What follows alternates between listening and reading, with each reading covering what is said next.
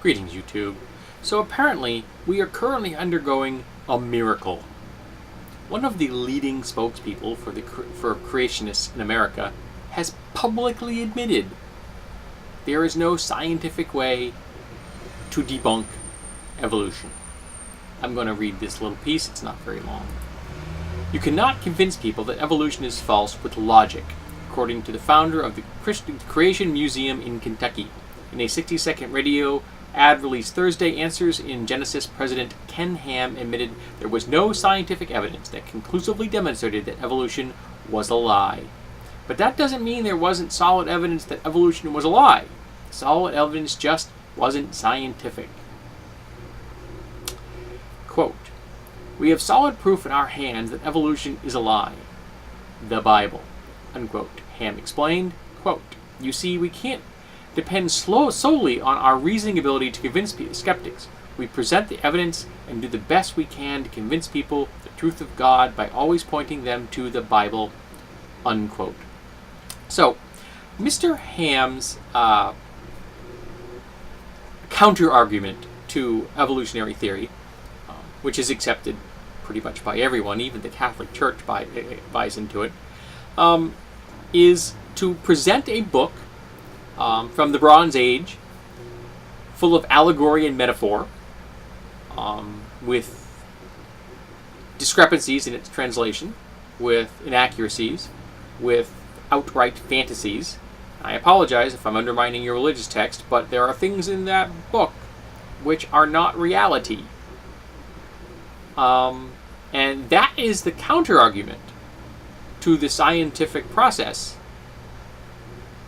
that has led us to evolutionary theory from Darwin to the present. And the most coherent theorist in that topic in the modern era, I would probably say it would be Dawkins. When it comes to evolutionary theory, he's probably our greatest living mind. And I highly recommend his books on evolution. Mr. Ham doesn't seem to have a firm grasp on what evidence is. He doesn't seem to understand that it is something that is repeatable and verifiable and testable and can be disproved if there is new evidence that shows the old evidence was faulty or inaccurate. That's how science works. You have a model, and you keep the model around until it becomes modified, or sometimes it's a revolution and the model is tossed out completely and you end up a new model and you start the process all over again.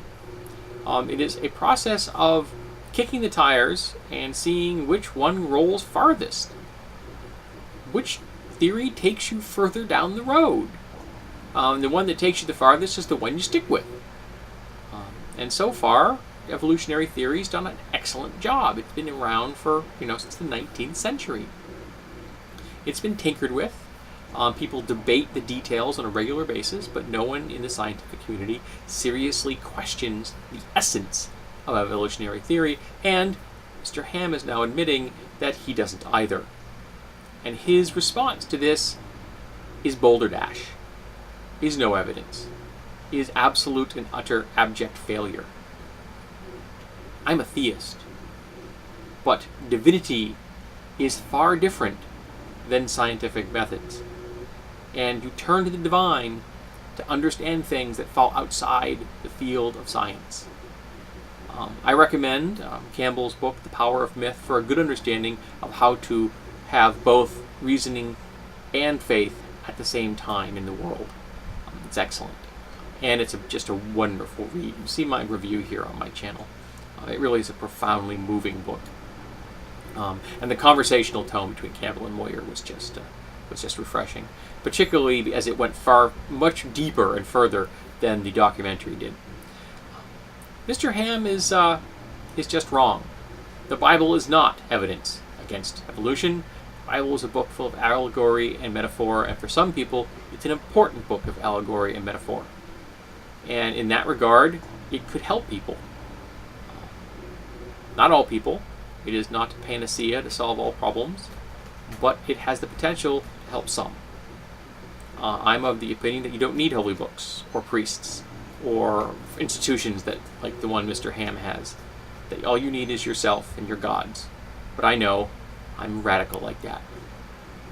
So, it is refreshing, however, that we have finally encountered a creationist that admits reality